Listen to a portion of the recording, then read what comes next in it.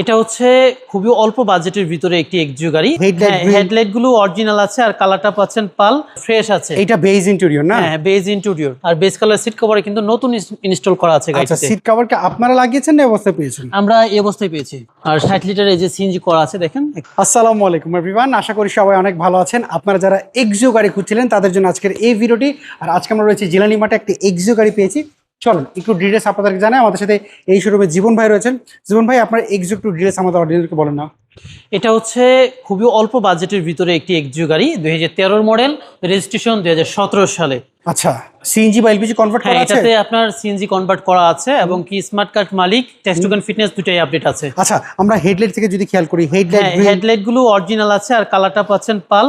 সম্পূর্ণ গাড়িতে সিঙ্গেল কোনো স্ক্র্যাচও পাবেন না, কারণ একেবারে কমপ্লিট করা আছে গাড়িটি। টায়ার কন্ডিশন আলহামদুলিল্লাহ ভালো আছে, ইকোহামা জাপানিজ টায়ার পাচ্ছেন।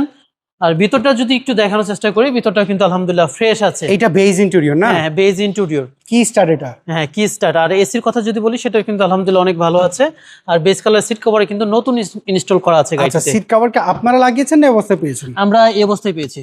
ওকে, আমরা যদি পিছন সাইডে দেখি, ব্যাক লাইটগুলো না, ব্যাক অরিজিনাল লাইট রয়েছে। হ্যাঁ, লাইটগুলো অরিজিনালটাই রয়েছে। ওকে, আমরা যদি দেখি এটার আর 60 লিটার এই যে সিএনজি করা আছে দেখেন, একটা সিলিন্ডারও কিন্তু গাড়িতে লাগানো আছে। সিএনজি কনভার্ট করা রয়েছে। হ্যাঁ। পিছনে গ্লাসগুলো তো অরিজিনাল আছে। আচ্ছা, এই পাশ থেকে যদি প্যাডগুলো যদি দেখাই দিই, এটার স্মার্ট কার্ড তো আপনারা পেয়েছেন না?